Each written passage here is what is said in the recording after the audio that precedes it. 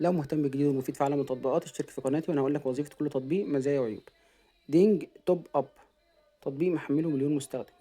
لو والدك في السعودية، لو بنتك في الكلية، لو عايز تشحن لأي حد رصيد في أي حتة، فأنت بتحمل التطبيق دوت. بس لازم يبقى معاك فيزا أو ماستر كارد أو بيبال عشان تشحن الرصيد. ما ينفعش يشحن من رصيد تليفونك لأي حد، لكن ممكن لو أنت حاطط عليه فيزا أو ماستر كارد إن هو يشحن لأي حد في العالم. أي حد يديك رقم، أو أنت ابنك في دولة برا مصر أو في أي دولة يعني، تقدر تشحن تليفون ابنك عن طريق التطبيق ده.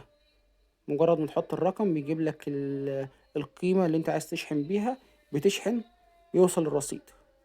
فبتبقى حاجة سهلة جدا ان انت اللي في السعودية بيبقى عايز مثلا تجوال، فمحتاج ان انت تبعت له رصيد بالمصري وهو في السعودية، فالتطبيق هيسهل عليك حاجة زي كده. بس تطبيق شغال اكتر حاجة في اوروبا، امريكا، كندا. بالنسبة لمصر والدول العربية معرفش، يا ريت اللي يستخدم التطبيق يكتب لنا في التعليقات هو شغال ولا لا. لو ما كنتش اعرف التطبيق قبل كده، اول مره تعرف من خلال قناتي، شير ولايك وسبسكرايب. لينك التطبيق سيبولك في الديسكريبشن.